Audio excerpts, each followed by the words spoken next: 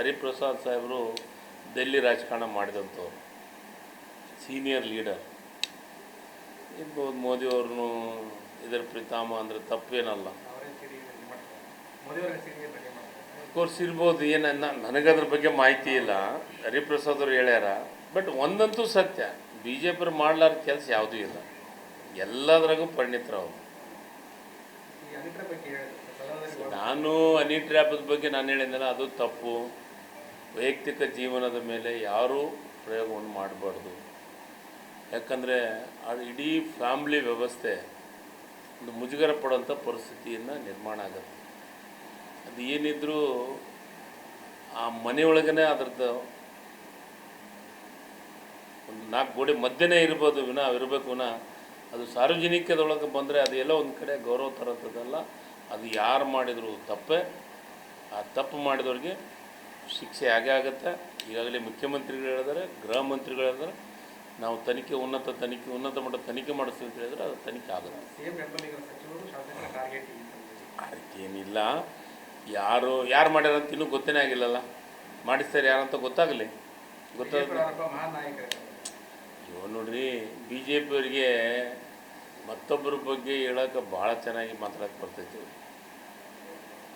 ಶಾಸ್ತ್ರ ಹೇಳೋಕೆ ಸೂರ್ಯವರು ಈಗ ಹೇಳಿದ್ದೆಲ್ಲ, ಅನಾರ ಮಾಡಿದ್ದು 6 ತಿಂಗಳು ಅನಾರ ಮಾಡಿದ್ದು ಏನು ಜಗತ್ತ ಮುಳಿದ್ರೆ ವಿಚಾರ ಮಾಡಕತ್ತಾರ. ಅವತ್ತಿಂದ 6 ಮಂದಿನ ಪೂರ್ಣ ಶಾಸಕತ್ವ ರದ್ದು ಮಾಡಿದ್ನಾಗ ಇವ್ರಿಗೇನು ಅವಾಗ ನೋವಾಗಿಲ್ಲ.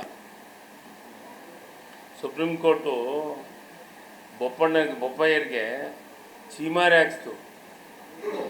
ಆ ಜಗದಾಗ ಕುಂದ್ರಾಗ ನೀವು ಯೋಗ್ಯರಿಲ್ಲ ಅನ್ನೋ ಮಟ್ಟಕ್ಕೆ ಮಾತಾಡಿತು. ಅವಾಗೇನು ಮಾಡಿದರು ಬಿ ಜೆ ಪಿಯವರು? ತೆಗೆದ್ರ ಅವ್ರನ್ನ ಬದಲಾವಣೆ ಮಾಡಿದ್ರ?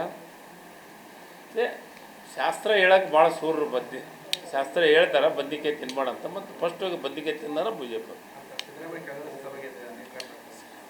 ನೋಡಿ, ಅದ್ರ ಬಗ್ಗೆ ನಿರ್ಧಾರ ಮಾಡೋದು ಕೇಂದ್ರ ಏನಿಲ್ಲ. ಅದು ನಿರ್ಧಾರ ಮಾಡೋದು ಕೇಂದ್ರದಾಗ ನಮ್ಮ ನಾಯಕರದಾರ, ಸಮರ್ಥರದಾರ. ಎಲ್ಲ ವಿಚಾರವನ್ನು ಕೂಲಂಕುಷವಾಗಿ ಪರಿಶೀಲಿಸ್ತಾರೆ. ಇದೇ ಕರ್ನಾಟಕದ ರಾಜ್ಯದ ಹೈದರಾಬಾದ್ ಕರ್ನಾಟಕ ಭಾಗದ ನಾಯಕರು ಇವತ್ತು AICC ಅಧ್ಯಕ್ಷರದಾರ. ಕರ್ನಾಟಕ ರಾಜ್ಯದ ಬಗ್ಗೆ ಅವ್ರಿಗೆಲ್ಲರಿಗೂ ಗೊತ್ತಿದೆ ಸರ್. ಈಗಾಗಲೇ ಹೇಳಿದ್ದಾರೆ, ಅವರು ಏನು ರಿಟೈರ್ಡು ನ್ಯಾಯಮೂರ್ತಿಗಳು ಮುಖಾಂತರ ಮಾಡಿಸ್ಬೇಕಂತ ರಾಜಣ್ಣವ್ರದ್ದು ಒತ್ತಾಯ ಇದೆ. ಅದಕ್ಕೆ ಮುಖ್ಯಮಂತ್ರಿಗಳು ಮತ್ತು ಗೃಹ ಮಂತ್ರಿಗಳು ಭರವಸೆಯನ್ನು ಕೊಟ್ಟಿದ್ದಾರೆ. ನನಗದ್ರ ಬಗ್ಗೆ ಮಾಹಿತಿ ಇಲ್ಲ. ನನ್ನ ಗೆಳೆಯರೇ, ನನ್ನ ಮನೆ ಪಕ್ಕದವರೇ, ಆದರೆ ನನಗದ್ರ ಬಗ್ಗೆ ಮಾಹಿತಿ ಇಲ್ಲ. ಸರಿ, ಕಳೆದ 2-3 ವರ್ಷದಿಂದ ಈ ಥರ ಬೆಳವಣಿಗೆಗಳು ನಡೆದವು ಸರ್. ರಾಜಕೀಯ ಪಕ್ಷದಾಗ ಲೀಡರ್ ಅದಾರ, ಒಬ್ರು ಆಡಳಿತ ಪಕ್ಷದಾಗೂ ಅದಾರ. ಅವರಿಬ್ಬರು ಸೇರಿ ಮಾಡಾಕತ್ತಾರ ಅಂತ ಅವರು ಬಿಜೆಪಿ ಪಕ್ಷದಲ್ಲಿ ಅಸಮಾಧಾನ ಐತೆ, ಇಲ್ಲಿ ಕಾಂಗ್ರೆಸ್ನಲ್ಲೂ ನಿಮ್ಮಲ್ಲೂ ಅಸಮಾಧಾನ. ನನಗೆ ಅದ್ರ ಬಗ್ಗೆ ನಮ್ಮಲ್ಲಿ ಅಸಮಾಧಾನ ಇಲ್ಲ. ನಾವೆಲ್ಲರೂ ಒಂದಿದ್ದೀವಿ, ಒಗ್ಗಟ್ಟಿದ್ದೀವಿ, ಒಂದಾಗಿದ್ದೀವಿ. ಎರಡು ಪಕ್ಷದವರೆಗೆ ರಾಜಣ್ಣವ್ರು ಹೇಳಿದರು, ನನಗೆ ಅದ್ರ ಬಗ್ಗೆ ಮಾಹಿತಿ ಇಲ್ಲ ಅಂತ ಅದಕ್ಕೆ ಹೇಳಿದೆ. ಅಧಿವೇಶನದಾಗ ಹೇಳಿದರು, ಬಟ್ ನನಗೆ ಆ ರೀತಿ ಆಗಿದ್ರ ಬಗ್ಗೆ ನನಗೆ ಮಾಹಿತಿ ಇಲ್ಲ. ಬಟ್ ಆಗ ಮಾಡೋದು ತಪ್ಪು. ರಾಜಣ್ಣವ್ರಿಗಾದ್ರೆ ಅಷ್ಟೇ, ಇನ್ನೊಬ್ಬರಿಗಾದ್ರೆ ಅಷ್ಟೇ, ಮತ್ತೊಬ್ಬರಿಗಾದ್ರೆ ಅಷ್ಟೇ. ಸರ್, ಅದ್ರ ಬಗ್ಗೆ ಇಂಥ ಕೃತ್ಯಗಳು ನಡಿಬಾರ್ದು. ಇದು ಒಳ್ಳೆ ಬೆಳವಣಿಗೆ ಅಲ್ಲ, ಯಾರೇ ಮಾಡಿದ್ರು. ಆದರೆ ತನಿಖೆ ಆಗುತ್ತೆ, ತನಿಖೆ ಆದಮೇಲೆ ಯಾರಂತ ಗೊತ್ತಾಗುತ್ತೆ. ಯಾರಿಗೆ ಆಕ್ರೋಶ ಆಗೈತೆ? ಬಿ ಜೆ ಪಿಯವರಿಗೆ. ಇವಾಗ ಯಾಕೆ ಆಕ್ರೋಶ ಆಯ್ತು? ಇಂಡಿಪೆಂಡೆಂಟು ಚುನಾವಣೆ ನಿಂತು ರಾಜ್ಯದ ಜನರು, ನಮ್ಮ ಕ್ಷೇತ್ರ ಜನರು ಗೆಲ್ಲಿಸಿದೊಳಗೆ ನಾವು ಹೋಗಿ ಇವ್ರಿಗೆ ಸಪೋರ್ಟ್ ಮಾಡಿದ್ವಿ. ದಕ್ಷಿಣ ಭಾರತದೊಳಗೆ ಬಿ ಜೆ ಪಿ ಸರ್ಕಾರ ಬಂದೈತಂದ್ರೆ ಅದು ನಾವು ಇಂಡಿಪೆಂಡೆಂಟು. ಅವಾಗ ತಮ್ಮ ಸರ್ಕಾರ ಉಳಿಸೋಣ ಸಲುವಾಗಿ ಇಡೀ ಶಾಸಕತ್ವನ ರದ್ದು ಮಾಡಿದ್ರಲ್ಲ.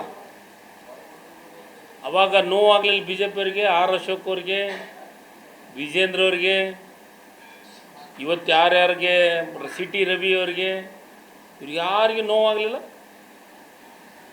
ಈಗ ಬರೀ 6 ತಿಂಗಳು ಸಸ್ಪೆಂಡ್ ಮಾಡೋಕ್ಕೆ ಇವ್ರಿಗೆ ನೋವಾಗೈತಿ.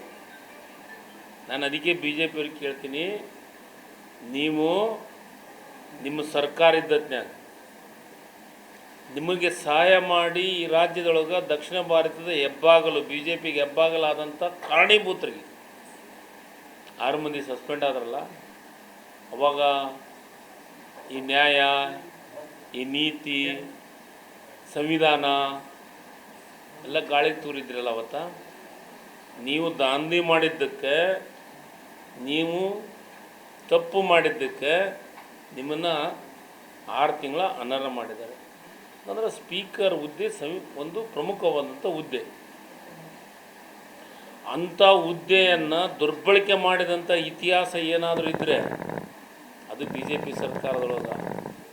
ಇದೇ ಆರ್ ಅಶೋಕ್ ಅವ್ರ ಮಂತ್ರಿ ಇದ್ದರು, ಈ ರಾಜ್ಯದ ಮುಖ್ಯಮಂತ್ರಿಗಳು ಇವರಿದ್ದರು, ಯಡಿಯೂರಪ್ಪನವರಿದ್ದರು. ಸೇಡು ಅನ್ನೋದಕ್ಕಿಂತ ನೀವು ಮತ್ತೊಬ್ಬರಿಗೆ ತಪ್ಪು ಮಾಡಿದ್ರಲ್ಲ, ಅವಾಗ ನಿಮಗೆ ಅನ್ನಿಸ್ಲಿಲ್ಲ ನಾನು ಅಂತ. ನಮ್ಮನ್ನು ನೀವು ದಾಂಧೆ ಮಾಡೋದಕ್ಕೆ ಅನರ್ಹ ಮಾಡೋಕ್ಕೆ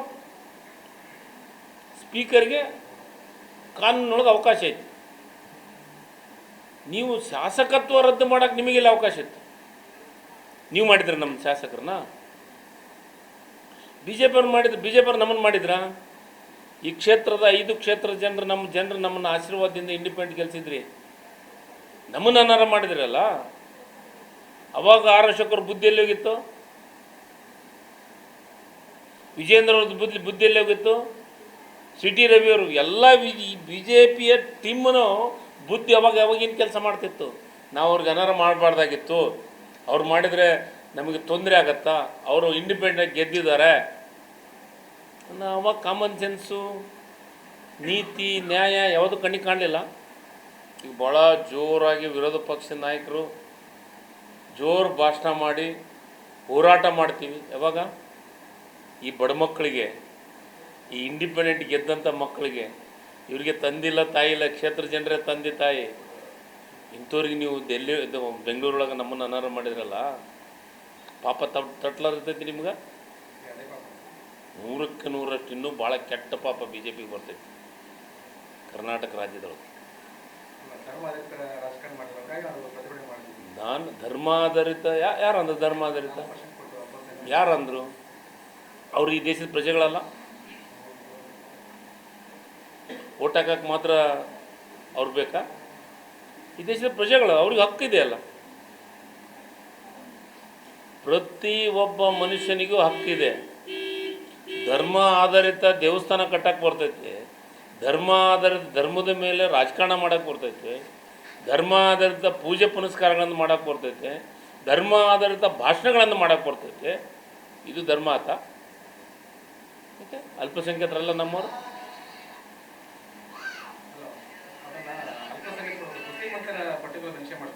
ಈಗ ಕೆಲವೊಂದಿಷ್ಟು ವಿಚಾರಗಳು ಅದ್ರ ಬಗ್ಗೆ ಹೇಳಲಿ, ಚರ್ಚೆ ಮಾಡಲಿ.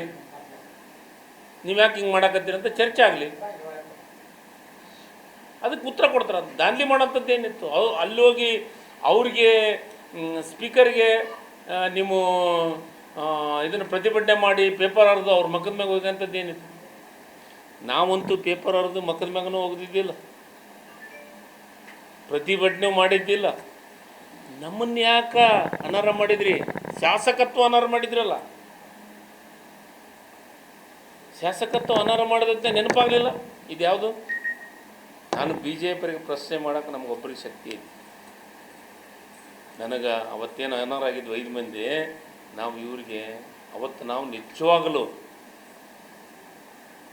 ದೇವ್ರ ಮಕ್ಕಳು, ಬಡವ್ರ ಮಕ್ಕಳು ನಾವು. ಅವಾಗ ನಮ್ಗೆ ಯಾರಿಲ್ಲ, ಯಾವ ಪಾರ್ಟಿ ಇಲ್ಲ ನಮ್ಮಿಂದ. ಈ ಕ್ಷೇತ್ರ ಜನರ ನಮಗೆ ದೇವರು. ಅವಾಗ ನೀವು ನಮ್ಮನ್ನು ಅನರ್ಹ ಮಾಡಿದ್ರಲ್ಲ. ನಾನು ಬಿ ಜೆ ಪಿಗೆ ಕೇಳ್ತೀನಿ. ಅದಕ್ಕೆ ನಿಮಗೊಂದು ಕಾಲ, ನಮಗೊಂದು ಕಾಲ ಅಲ್ಲ, ಎಲ್ಲರಿಗೂ ಒಂದೇ ಕಾಲ. ನೀವು ಅವತ್ತು ನಮ್ಮನ್ನು ಬರೇ 6 ತಿಂಗಳ ನಮ್ಗೆ ವಿಧಾನಸೌಧದಾಗ ಬರಲಾರ್ದಂಗೆ ಮಾಡಲಿಲ್ಲ. ನೀವು ಇಡೀ ಜೀವನ ಪರ್ಯಂತ ನೀವು ಹೊರಗೆ ಹೋಗ್ಬೇಕು. ಶಾಸಕತ್ವನ ರದ್ದು ಮಾಡಿದರು. ಅವಾಗ ನಮಗೆ ನ್ಯಾಯ, ಈ ದೇಶದ ಕಾನೂನು ಮೇಲೆ ನಮಗೆ ವಿಶ್ವಾಸ ಇತ್ತು. ಸುಪ್ರೀಂ ಕೋರ್ಟಲ್ಲಿ ಗೆದ್ವಿ.